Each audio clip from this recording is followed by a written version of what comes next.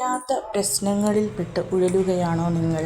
എന്തൊക്കെ ചെയ്തിട്ടും ഒരു മാറ്റവുമില്ലാതെ പോകുന്ന ജീവിത സാഹചര്യം.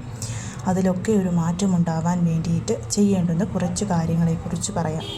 ആദ്യം തന്നെ നമ്മൾ മനസ്സിലാക്കേണ്ടത്, ഈ ജന്മത്തിലോ പോയ ജന്മത്തിലോ നമ്മൾ ചെയ്ത പാപങ്ങളാണ് കർമ്മദോഷമായി നമ്മളെ പിന്തുടരുന്നതെന്നും നമുക്കൊന്നിനും ഫലം കിട്ടാത്തത് എന്നുമാണ്.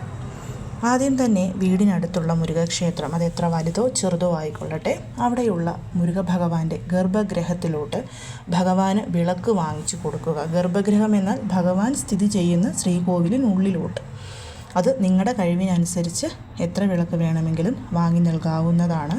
തൂക്കുവിളക്കായിട്ടും അങ്ങനെ, അല്ലെങ്കിൽ 3 വിളക്കുകൾ ഒന്നിച്ചുള്ള കവര വിളക്കോ ഒക്കെ വാങ്ങിക്കൊടുക്കാം.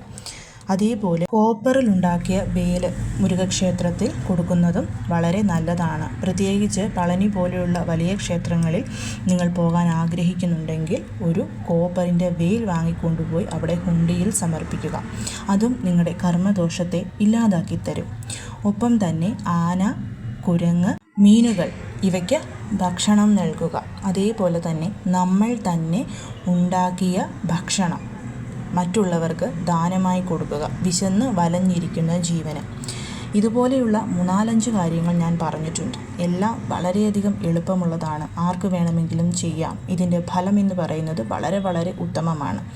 നമ്മളിതൊക്കെ യഥാവിധി ചെയ്ത് അതിൻ്റെ അവസാനമാകുമ്പോൾ, നമ്മുടെ കർമ്മദോഷങ്ങളൊക്കെ കുറഞ്ഞു തുടങ്ങുമ്പോൾ, നമ്മുടെ പരിചയത്തിലുള്ളവരോ അല്ലെങ്കിൽ നമ്മുടെ ബന്ധുക്കാരോ അല്ലെങ്കിൽ ഫ്രണ്ട്സോ എന്തിന് ഒരു ഇമേജ് കണ്ടോ സോഷ്യൽ മീഡിയയിൽ, ഒരു ക്ഷേത്രത്തിലോട്ടുള്ളൊരു ക്ഷണം നമുക്ക് ലഭിക്കും.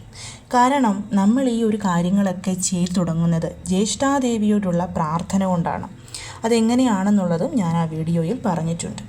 അതിൻ്റെയൊക്കെ അവസാനം നമ്മളെ ജ്യേഷ്ഠാദേവിയാണ് ഈ ക്ഷേത്രത്തിലോട്ട് ക്ഷണിക്കുന്നത്.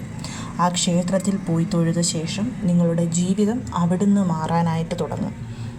നിങ്ങൾക്ക് ഇത് എന്താണെന്ന് പൂർണ്ണമായി അറിയണമെങ്കിൽ ആ വീഡിയോ കണ്ടാൽ മതിയാകും. ഈ ഒരു ചെറിയ ഷോർട്സിൽ എല്ലാം കൂടി ചെയ്യാൻ സാധിക്കാത്തത് കൊണ്ടാണ് പറയാത്തത്.